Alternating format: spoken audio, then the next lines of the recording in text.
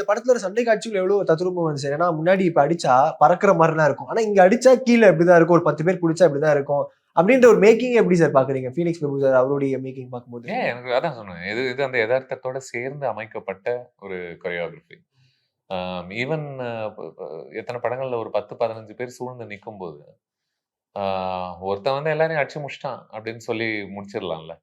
எல்லாரையுமே கொன்னுட்டான் அப்படின்னு சொல்லிட்டு. பட் அதுக்கும் இதுல இவங்க ஒரு ஒரு கருவிய பயன்படுத்துறாங்க. 20 பேர காலி பண்ணணும்னா, இந்த கருவியினால காலி பண்ண முடியும். அதுக்கு ஒரு பின்னணி ஒண்ணு வைக்கிறாங்க. அதுக்கு ஒரு செட்டப் ஒண்ணு இருக்கு. இது ஒரு பே ஆஃப் ஆக இருக்கு.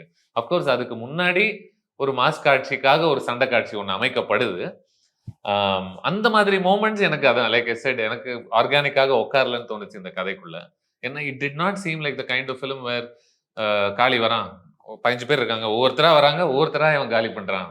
அப்படின்ற பட் அது உங்களுக்கு மக்களுக்காக அத குடுத்துட்டு, கதைக்காக அதுக்கப்புறம் இது வேற வேல ஒண்ணு பண்ணுது.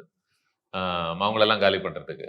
ஸோ ஐ ஃபீல் லைக் இந்த படத்துல வரக்கூடிய அந்த சண்டை காட்சிகள், இது எல்லாமே அந்த ஒரு தாட் வச்சுக்கிட்டே அமைக்கப்பட்ட ஒரு காட்சிகளா தான் பார்க்குறேன். இது எல்லை மீறி போயிறக்கூடாது. ஒரு அடிக்கு ஒரு படிய தாண்டி இருக்கக்கூடாது. அந்த மாஸ் தன்மை. இதுக்குள்ள ஒரு ஒரு நிஜத்தனம் இருக்கணும் அப்படின்னு சொல்லிட்டு.